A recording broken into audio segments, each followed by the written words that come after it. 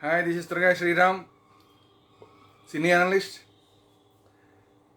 పుష్ప 2 హిట్టా ఫట్టా, రిజల్ట్ ఏంటి, గొడవలు ఏంటి, గందరగోళం ఏంటి, కలెక్షన్లు ఏంటి, అన్నీ వివాదాలే. అయితే నేనైతే సినిమా చూడలేదు, ఇలాంటి సినిమాలు నేను చూడను. కారణం ఏంటంటే అది బన్నీదా లేదంటే ఇంకో హీరోదా అని కాదు. ఇంత భారీ మొత్తంలో టికెట్లు రేట్లు పెట్టిన సినిమాల్ని నేను చూడను. రేట్లు తగ్గినాక చూస్తా. ఎందుకంటే ఇంత సినిమా రేట్లు పెంచడం, టికెట్ రేట్లు పెంచడానికి నేను వ్యతిరేకం. సో అందువల్ల నేను సినిమా చూడలేదు. కానీ ఓవరాల్గా టాక్ ఏంటంటే సినిమా హిట్. ఫస్ట్ హాఫ్ బాగుంది, సెకండ్ హాఫ్ స్టార్ట్ అయిన తర్వాత కొద్దిగా రొటీన్గా ఉంది. మళ్ళీ క్లైమాక్స్ దగ్గరికి వచ్చేసరికి మళ్ళీ బాగానే ఉంది. ఇది ఓవరాల్ టాక్.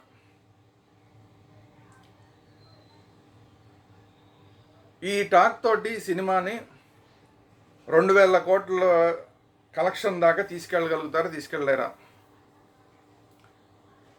ఎందుకంటే సినిమా చూసిన వాళ్ళందరూ చెప్తుంది ఏంటంటే ఫస్ట్ హాఫ్ చాలా బాగుంది, నీట్గా ఉంది. ఏదైతే ఫస్ట్ పుష్ప 1 చూసిన తర్వాత పుష్ప ది రూల్ ఏదైతే ఎక్స్పెక్టేషన్స్ ఉన్నాయో ఆ ఎక్స్పెక్టేషన్స్కి తగ్గట్లాగా పుష్ప 2 పార్ట్ ఫస్ట్ హాఫ్ అంతా కూడా నడిచింది. సాంగ్స్ బాగున్నాయి, రికార్డింగ్ బాగుంది, at the same time direction బాగుంది, మంచి కొన్ని గ్రిప్పింగ్ సీన్స్ ఉన్నాయి.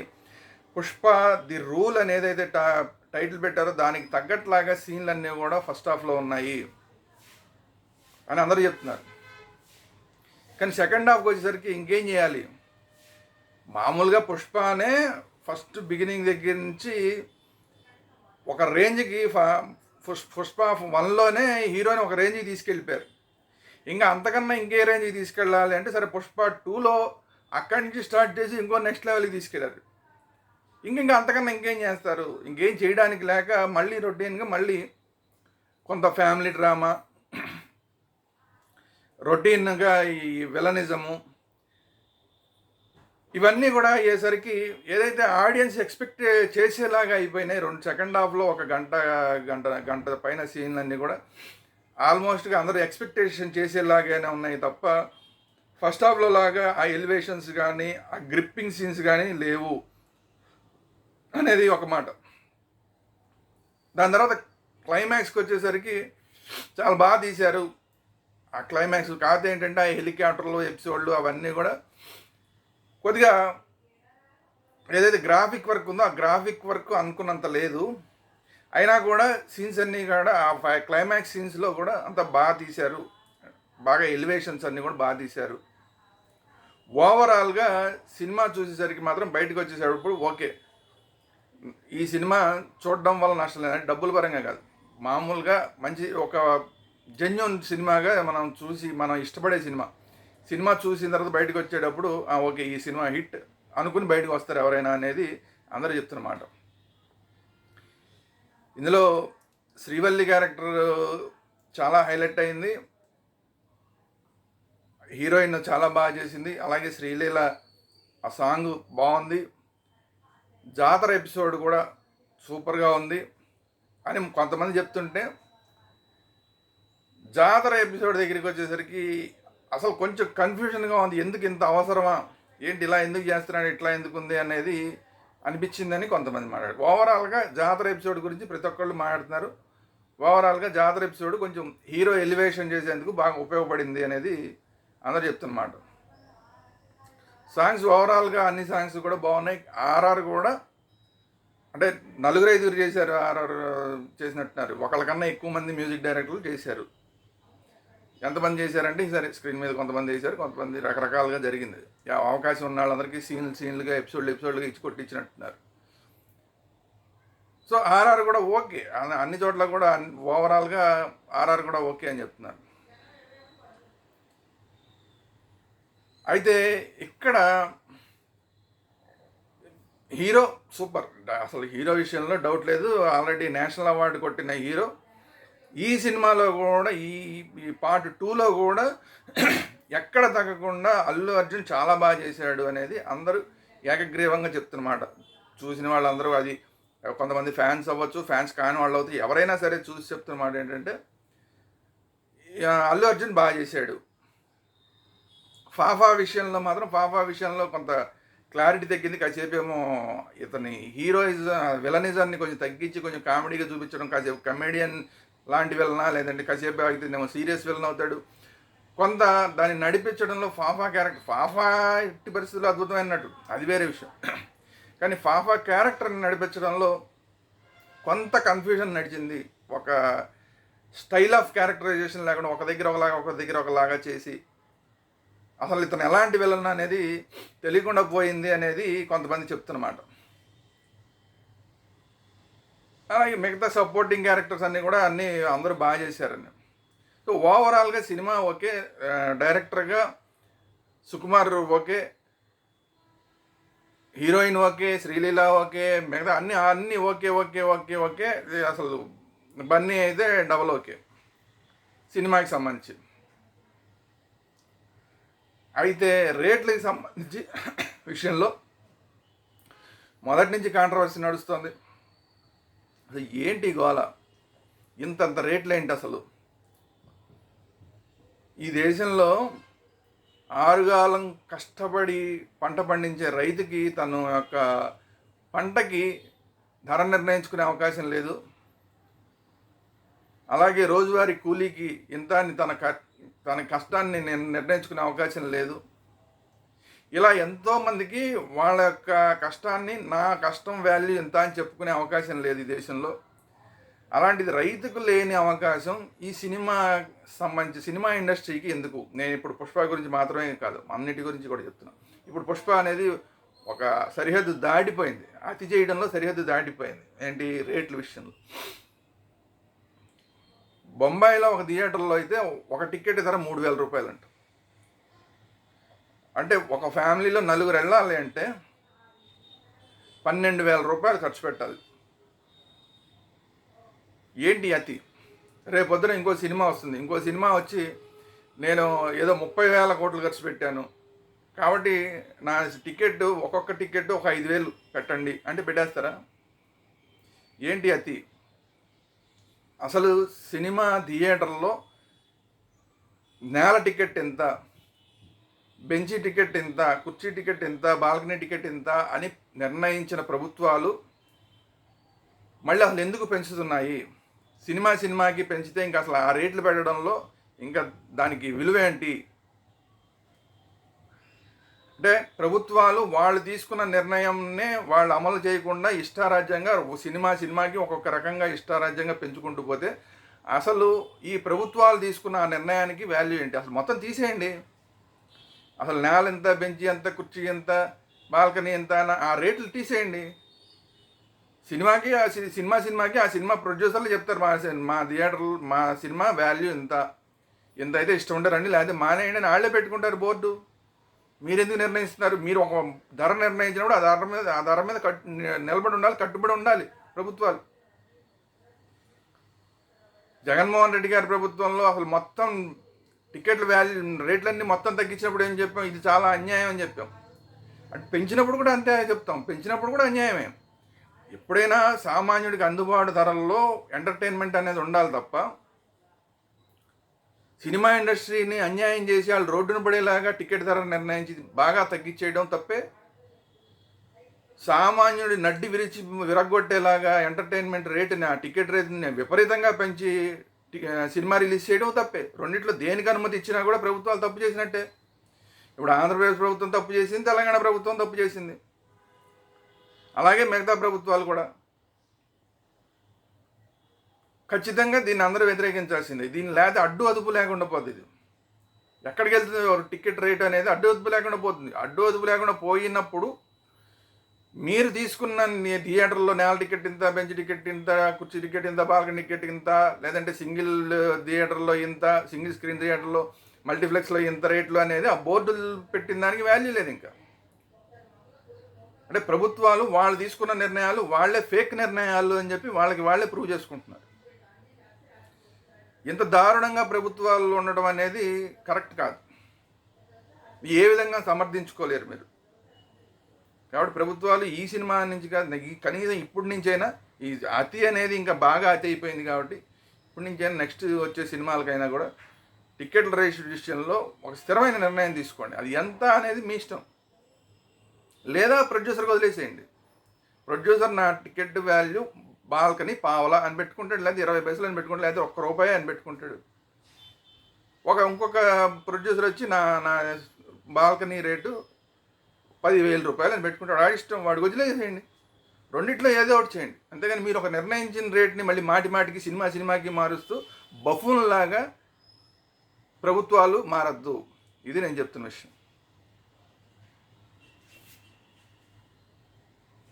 సో ఈ టికెట్ల విషయంలో ఇంత గందరగోళం జరిగిందో, ఇంత రేట్లు పెంచి, ఇంకొకటి ఏంటంటే అసలు ఈ బెనిఫిట్ షోలు అంటున్నారు. అసలు ఈ బెనిఫిట్ షోలు ఎవరికి బెనిఫిట్? గతంలో బెనిఫిట్ షోలు అంటే ఆ డబ్బులు తీసుకెళ్ళి ఏదో ఒక మంచి కార్యం కోసం ఉపయోగించడం కోసం అని చెప్పి ఆ బెనిఫిట్ షో అనే సిస్టమ్ అనేది వచ్చింది. ఇప్పుడు ఎవరికి ఇస్తున్నాడు? ఏ ప్రొడ్యూసర్ కూడా ఎవరికి ఒక 5 పైసలు ఇవ్వట్లా. బెనిఫిట్ షో అని చెప్పి ఆ డబ్బులన్నీ వాళ్ళే తీసేసుకుని ఆ ఓపెనింగ్ డబ్బులతోటి రికవర్ అయ్యే ప్రయత్నం చేస్తున్నారు. ఈ బెనిఫిట్ షోల మీద ఖచ్చితంగా కోర్టుల సరైన నిర్ణయం తీసుకోవాలి. అయితే కోర్టులకి వాల్యూ ఉండదు. ఇప్పుడు ఆల్రెడీ కోర్టుల్లో ఒక కేసు వేశారు. అది కేవలం ఈ సినిమాకి మాత్రమే కాకుండా కోర్టు సరైన నిర్ణయం తీసుకుని అసలు బెనిఫిట్ షో అనే దాన్ని రద్దు చేయాల్సిన అవసరం ఉంది. లేదా బెనిఫిట్ షో అనేది ఏ పర్టిక్యులర్ పని కోసం మీరు ఈ బెనిఫిట్ షో వేస్తున్నారు అని చెప్పి ఆ బెనిఫిట్ షో డబ్బుల్ని ఆ పర్టిక్యులర్ ఒక ఖాతాని ఏర్పాటు చేసి ఆ ఖాతాలోకి డబ్బులన్నీ వెళ్ళేలాగా చేసి ఆ వచ్చిన మనీని ఆ పర్టిక్యులర్ మంచి పని కోసం వాడుతున్నారా లేదా అనేది చూడాల్సిన బాధ్యత కూడా కోర్టుల మీద ఉంది ఇప్పుడు. లేదా అసలు బెనిఫిట్ షోని రద్దు చేయండి. ఇప్పుడు బెనిఫిట్ షో అంటే ఒక పెద్ద జోక్ అయిపోయింది. అది బెనిఫిట్ షోలు రద్దు చేయాల్సిన అవసరం ఉంది. ఇది రెండో విషయం. మూడోది అసలు అభిమాని అంటే ప్రతి హీరో చెప్తాడు, నా అభిమానుల వల్లే నేను ఇలా ఉన్నాను, నా అభిమానుల వల్లే నేను లేదా మెగాస్టార్ని అయ్యాను, నా అభిమానుల వల్లే నేను సూపర్ స్టార్ని అయ్యాను, లేదంటే నా అభిమానుల వల్లే నేను ఇప్పుడు స్టైలిష్ స్టార్ని అయ్యాను, ఇట్లా రకరకాలుగా చెప్పుకుంటారు. అట్లాంటి అభిమానిని, నిన్నంత పైకి తీసుకొచ్చిన అభిమాని నువ్వు చేయాల్సిందేంటి? వీలైతే బెనిఫిట్ షో లాంటిది, బెనిఫిట్ షో అని చెప్పి మామూలు రేట్ అయితే ₹100, బెనిఫిట్ షో నా అభిమానుల కోసం బెనిఫిట్ కోసం నేను దీన్ని ₹80 ఇస్తున్నాను, ₹50 ఇస్తున్నాను, ₹30 ఇస్తాను అని చెప్పి వాళ్ళకి తగ్గించాల్సింది పోయి,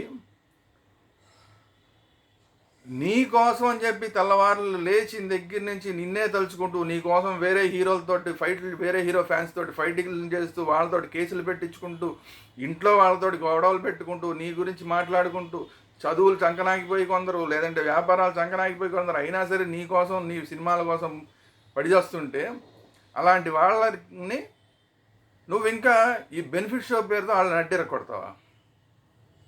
ఎక్కువ డబ్బులు లాగేస్తావా ఫ్యాన్స్ని? ఫ్యాన్స్ దగ్గర నుంచి ఎప్పుడు ఓపెనింగ్లన్నీ వచ్చేది ఎవరు? ఫ్యాన్స్ నుంచే వస్తాయి. ముందు వారం అంతా అసలు ఫ్యాన్సే చూస్తారు. థియేటర్లో అన్ని పేపర్లు చింపి పైకి ఎగరేయడం దగ్గర నుంచి, డ్యాన్సులు చేయడం దగ్గర నుంచి వాళ్ళే చేస్తారు. అంత నీ కోసం పడి వస్తున్న వాళ్ళకి బెనిఫిట్ చేయాల్సింది పోయి వాళ్ళ మీద, వాళ్ళ ఇంట్లో వాళ్ళ ఫ్యామిలీలందరి మీద బర్డెన్ పడేలాగా. ఎందుకంటే ఈ ఫ్యాన్స్ అనేవాళ్ళు ఎక్కువగా స్టూడెంట్స్, కుర్రాళ్ళు ఉంటారు. వాళ్ళు ఇంకా చదువుకునే స్టేజ్లో ఉంటారు, ఇంకా ఉద్యోగాలు రాని స్టేజ్లో ఉంటారు, సొంతంగా సంపాదించుకోలేని స్టేజ్లో ఉంటారు. అట్లాంటి వాళ్ళకి ఇప్పుడు ఒక్కొక్క టికెట్ ₹1,250 అంటే ఇంట్లో వాళ్ళని బాధతారు కదా. ఇంట్లో వాళ్ళని ఎట్టి పరిస్థితులు నాకు ఇస్తావు చేస్తావా, నువ్వు ఇవ్వకపోతే కనుక నా హీరో సినిమా నేను ఎట్టి పరిస్థితుల్లో morning show, first show, benefit show first రోజు చూసేయాలి నేను అని చెప్పి ఇంట్లో గొడవ చేస్తారు. ₹1,250 ఇవ్వాలి. ఒక ఇంట్లో 2 పిల్లలు ఉన్నారంటే ₹2,500 ఇచ్చి పంపించాలి ఆ పిల్లలకి. ఒక తండ్రి, మామూలు సామాన్యంగా కూలీ నాలి చేసుకునే తండ్రి ఎక్కడి నుంచి ఇస్తాడు? ఇది ఫ్యాన్స్ మీద బర్డెన్ అవుతుంది, ఆ ఫ్యాన్స్కి సంబంధించిన ఫ్యామిలీల మీద బర్డెన్ అవుతుంది. ఇదే హీరోలు చేయవలసిన పని? ఇదే ప్రొడ్యూసర్లు చేయవలసిన పని? సో ఈ రేటు విపరీతంగా హైక్ చేయడం అనేది ఎట్టి పరిస్థితులు తప్పు. ఫ్యాన్స్ పరంగా తప్పు, లేదంటే బెనిఫిట్ షోల పరంగా కూడా తప్పు. ఏ రకంగానూ అది ప్రభుత్వాల పరంగా తప్పు. ఏ రకంగానూ సమర్థించుకోలేని విషయం ఇది. దీనివల్ల ఏమైంది? చాలా చోట్ల బెనిఫిట్ షోలు రద్దయినాయి. ఎవడు పెడతాడు నీకు ఇంత డబ్బులు పెట్టి ఎవడు చూస్తాడు నేను అని చెప్పి, నువ్వు ఎంత హీరో అవ్వచ్చు, నువ్వు ఎంత నాకు ఫ్యాన్ అవ్వచ్చు, నేను నీకు ఎంతైనా ఫ్యాన్ అవ్వచ్చు, కానీ ఇంత రేట్లు పెట్టి నేను ఎక్కడ సినిమా చూస్తానని చెప్పి ఫ్యాన్స్ చూడడం మానేశారు. చాలా చోట్ల బెనిఫిట్ షోలు రద్దయినాయి. దీనివల్ల లాస్ అయిపోయింది సినిమా హిట్ టాకు, కానీ బెనిఫిట్ షోలు అన్నీ రద్దు అవుతున్నాయి. చాలా చోట్ల రద్దు అయిపోయినాయి. చాలా చోట్ల రద్దు కాని చోట్ల కూడా ఫుల్ అవ్వలేదు. చాలా చోట్ల మొత్తం అన్నీ చూస్తుంటే అన్నీ గ్రీన్ కలర్లోనే కనిపిస్తున్నాయి, సీట్లన్నీ ఖాళీలుగా కనిపిస్తున్నాయి. నష్టపోయిందా లేదా? ఇప్పుడు ఓపెనింగ్స్ పోయినాయా లేదా? బెనిఫిట్ షోకి రావాల్సిన ఓపెనింగ్స్ రాకుండా పోయినాయా లేదా? బెనిఫిట్ షోలు రద్దు అవడం వల్ల లాసు, బెనిఫిట్ షో వేసినా కూడా సరైన స్థాయిలో టికెట్లు దక్కకుండా ఏదో తప్పనిసరిగా వేయాల్సి వచ్చి వేసిన చోట్ల అలా లాస్. వీటన్నిటికి తోడు సంధ్యా థియేటర్లో జరిగిన ఘోరం. అంతమందిని ఒక చోట చేర్చి అసలు ఏమాత్రం పోలీసులకి పర్మిషన్ లేకుండా అక్కడికి అల్లు అర్జున్ వచ్చి అక్కడ తొక్కిసలాట అయ్యి ఇద్దరు చనిపోయారు. ఒక తల్లి ఒక కొడుకు చనిపోయారని వార్తలు వచ్చినాయి. ఇదొక తప్పు.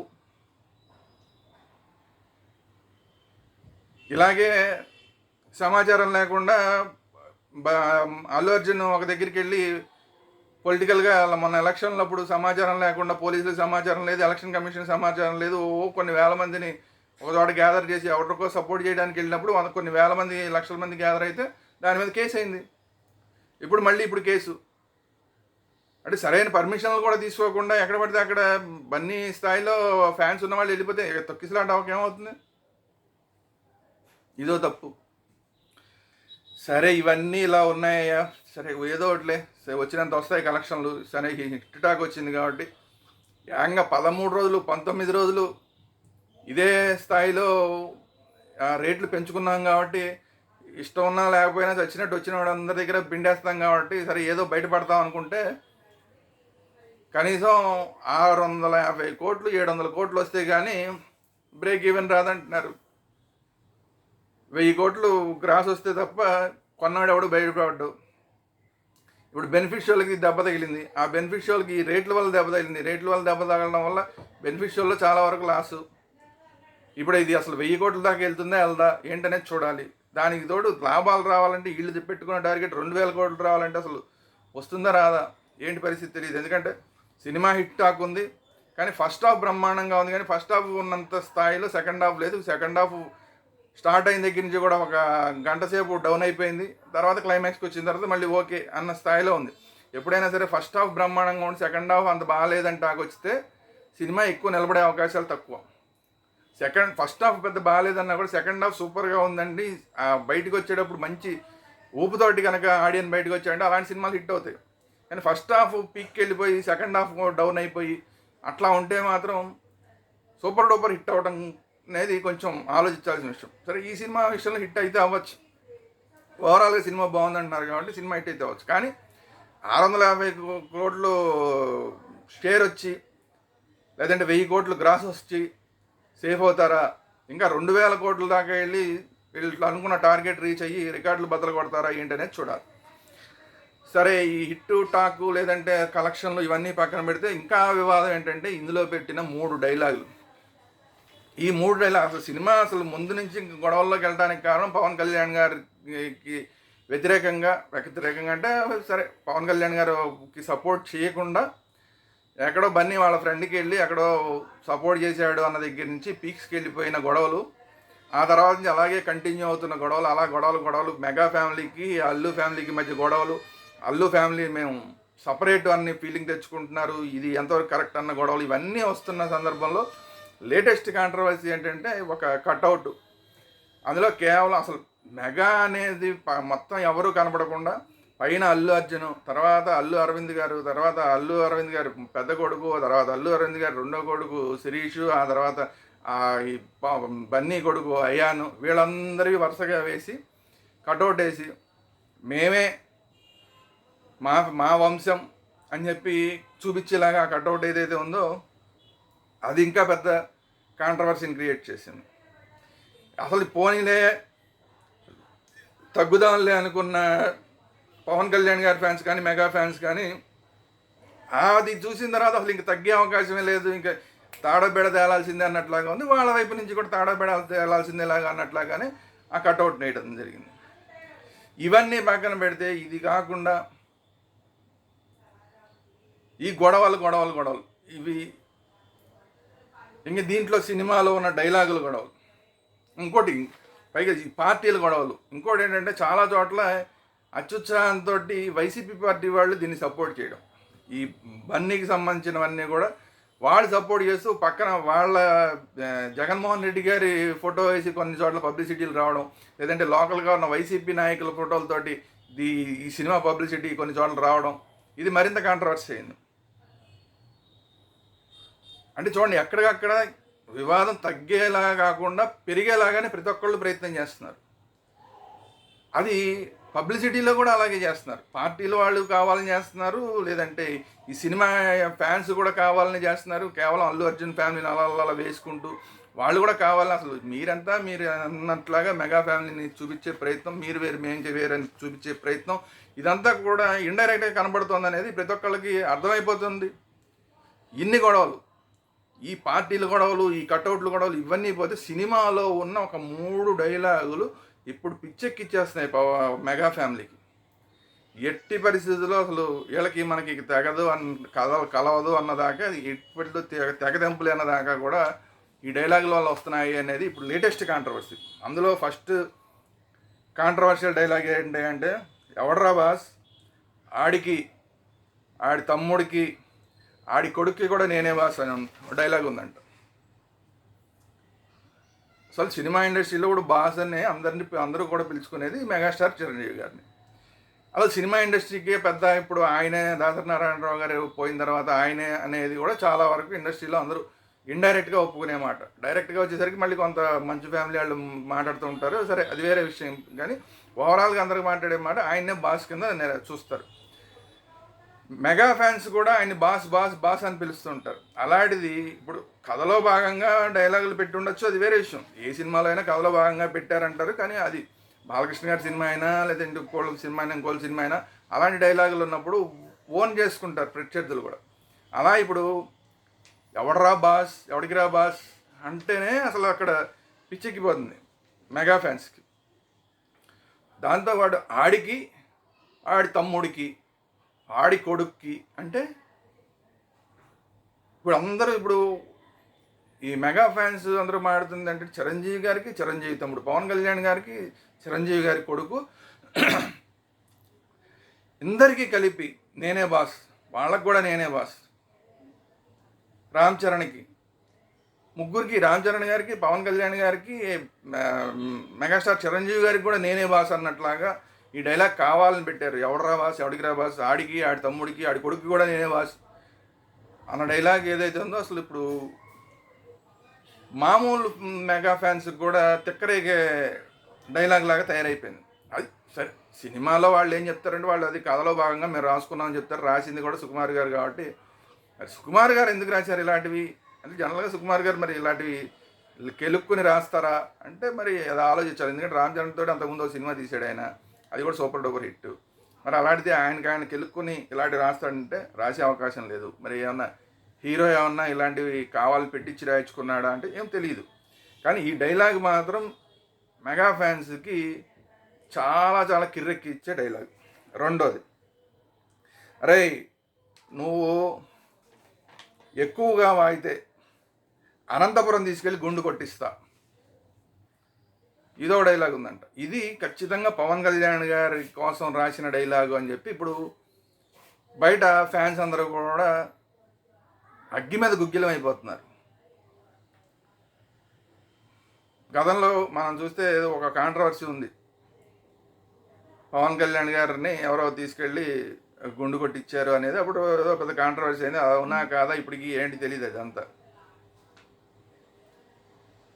దాన్ని దృష్టిలో పెట్టుకుని ఇప్పుడు పవన్ కళ్యాణ్ గారిని కేవలం తక్కువ చేసి చూపించాలన్న ఉద్దేశంతో ఈ డైలాగ్ పెట్టారు. అరే నువ్వు ఎక్కువ వాగితే అనంతపురం తీసుకెళ్ళి గుండు కొట్టిస్తా అంటే పవన్ కళ్యాణ్ గారు ఇంతకుముందు కర్ణాటకకి వెళ్ళినప్పుడు ఒక మాటలు చెప్పడం జరిగింది. గతంలో అసలు అందరూ హీరోలు అంటే మంచి పనులు చేసే హీరోలు ఉండేవాళ్ళు, ఇప్పుడు హీరోలు అంటే గంధం చెట్లు నరికేసే వాళ్ళందరూ ఇప్పుడు హీరోలుగా చలామణి అవుతున్నారని ఒక మాట మాట్లాడడం జరిగింది. మరి అలా వాటన్నిటికి కౌంటర్గా ఇప్పుడు ఏమైనా ఈ డైలాగ్ రాయించారా సినిమాలో అనేది ఇప్పుడు చాలామందికి వస్తున్న అనుమానం. దాని తర్వాత ఇంకా కిరెక్కిచ్చే ఇంకో డైలాగ్ ఏంటంటే, 0.5% వాటాగాడివి, నీ మాట ఎవడరా వినేది. ఇప్పటికీ అందరూ పొలిటికల్గా పవన్ కళ్యాణ్ గారిని విమర్శించే వాళ్ళందరూ కూడా అలాగే మాడుతుంటారు. ఆ పావలా అన్న దాంతో లింకప్ చేసి ఏదో మాడుతుంటారు. సరే, ఆ కాంట్రవర్సీలకు అంటే అవి బురదక్కువ వాళ్ళందరూ అలా మాట్లాడుతుంటారు. కానీ దాన్ని లింకప్ చేస్తూ 0.5% వాటాగాడివి, నీ మాట ఎవడరా వినేది అనేది ఇది కూడా పవన్ కళ్యాణ్ గారిని ఉద్దేశించి రాసిన డైలాగు అని చెప్పి ఇప్పుడు పవన్ ఫ్యాన్స్, మెగా ఫ్యాన్స్ అందరూ కూడా అగ్గి మీద గుగ్గిలం అయిపోతున్నారు. చాలా చోట్ల అసలు ఈ డైలాగులు తీసేయాలని, లేదంటే అసలు సినిమా ఆపాలని కొన్ని చోట్ల గొడవలు జరగడం ఇవన్నీ జరుగుతున్నాయి. మరి ఇలాంటి డైలాగులు పెట్టి ఎందుకు ఇంత కాంట్రవర్సీ చేసుకున్నారు? సుకుమార్ గారు చేసుకునే రకం కాదు. మరి ఇలాంటి డైలాగులు ఎందుకు పెట్టారు? సరే, వాళ్ళు చెప్పేది వాళ్ళు చెప్పి కథలో భాగంగానే ఇవన్నీ డైలాగులు వచ్చాయనేది ఖచ్చితంగా సమర్థించుకుంటారు. రెండవది ఏంటంటే, ఈ డైలాగులకి సెన్సార్ అండ్ అబ్జెక్షన్ పెట్టలేదు, నువ్వెవడో అబ్జెక్షన్ పెట్టడానికి అంటారు. సరే, ఇవన్నీ నడుస్తుంటాయి. కానీ ఎవరైతే హర్ట్ అయ్యారో వాళ్ళకి సమాధానం చెప్పేది ఎవరు? వాళ్ళని సముదాయించగలిగింది ఎవరు? మెగా ఫ్యాన్స్ని ఇప్పుడు ఎవరు సముదాయించగలుగుతారు? అలాగే పవన్ కళ్యాణ్ గారి అభిమానులను ఎవరు సముదాయించగలుగుతారు? లేదంటే జనసేన అభిమానులందరినీ ఎవరు సముదాయించగలుగుతారు? ఇవన్నీ కూడా వాళ్ళకి తగులుతున్నాయనేది ఇప్పుడు వాళ్ళందరూ ఫీల్ అవుతున్నారు. అది బయటికి కూడా వ్యక్తం చేస్తున్నారు. కొన్ని చోట్ల థియేటర్లలో గొడవలు కూడా అవుతున్నాయి. సో ఇంత అవసరమా? ఒక సినిమా చుట్టూతో ఇన్ని గొడవలు, ఇంత గందరగోళాలు, ఇన్ని కాంట్రవర్సీలు అవసరమా? సో ఇది పరిస్థితి. సినిమా హిట్ టాక్, కానీ ఈ టికెట్ల రేట్ల వల్ల బెనిఫిషియల్ రద్దు అవ్వడం, కొంత రెవెన్యూ పరంగా లాస్ అవ్వడం, దానికి తోడు ఇప్పుడు ఈ కాంట్రవర్సీ డైలాగులు, వీటన్నిటి మధ్య కూడా ఇప్పుడు పుష్ప 2 ఎంతవరకు లాక్కు రాగలుగుతారు? హిట్ టాకుతో వీళ్ళైతే 2,000 కోట్ల దాకా రాగలుగుతారా? లేదంటే గ్రాస్ 1000 కోట్ల కన్నా తక్కువలోనే ఆగిపోయి సినిమా నష్టాల పాలవుతుందా ఏంటి అనేది రాబోయే రోజుల్లో చూడాలి. ఆదివారం ఏముందిలేండి, ఇది ఇంకా 13 రోజులు 19 రోజులు ఈ టికెట్ రేట్లు ఉన్నాయి కాబట్టి అసలు ఈ టికెట్ల రేట్లు కంటిన్యూ చేయగలుగుతారా? 19 రోజుల పాటు ఈ టికెట్ల రేట్లు అసలు ఇదే రేంజ్లో కంటిన్యూ చేయగలుగుతారా? ఎక్కడన్నా టికెట్లు డ్రాప్ అయిపోయి సినిమా యూనిట్ ప్రొడ్యూసర్స్ వాళ్ళంతటి వాళ్ళే లేదు మేము మళ్ళీ తగ్గిస్తున్నాం అని చెప్పి తగ్గిస్తారా ఏంటి అనేది చూడాలి. ఒకవేళ వీళ్ళు తగ్గించకుండా ఉంటే సినిమా కనుక అంత పెట్టి మేము చూడడం ఎందుకని ఫ్యామిలీస్ కనుక అనుకుంటే కనుక సోమవారం నుంచి కూడా పూర్తిగా డ్రాప్ అయిపోయే అవకాశం ఉంటుంది. సోమవారం దాకా అంటే ఎట్లా కూడా లాక్ రాగలుగుతారు, ఇంట్లో చావగొట్టి తీసుకొచ్చే ఫ్యాన్స్లు, అభిమానులు ఇలాంటి వాళ్ళు ఎవరో ఉంటారు కాబట్టి ఏదో అట్లా కొంత లాక్ రాగలుగుతారేమో తప్ప సోమవారం తర్వాత నుంచి పూర్తిగా డ్రాప్ అయిపోయే అవకాశం ఉంది. మరి ఏం జరుగుతుంది ఏంటి అనేది రాబోయే రోజుల్లో మనం చూడాలి. సో కాంట్రవర్షియల్ పుష్ప 2, పుష్ప తగ్గేదేలే అన్నాడు, ఇప్పుడు అస్సలు తగ్గేదేలే అంటున్నాడు. తగ్గుతారా, తగ్గరా, తగ్గిస్తారా, తగ్గక తప్పదా? ఈ క్వశ్చన్స్ అన్నీ కూడా రాబోయే రోజుల్లో వీటన్నిటికీ ఆన్సర్లు వస్తాయి. ఇది ఈరోజు వీడియో. ఈ వీడియో కనుక మీకు నచ్చినట్టయితే లైక్ చేయండి, అలాగే మీ అభిప్రాయాలు ఏంటనేది కామెంట్ చేయండి. అట్ ది సేమ్ టైం ఈ వీడియో అందరికీ షేర్ చేయండి. మన channels Vedanta channel, at the same time cinema Vedanta channel, రెండింటినీ కూడా సబ్స్క్రైబ్ చేసుకోండి. Thank you very much.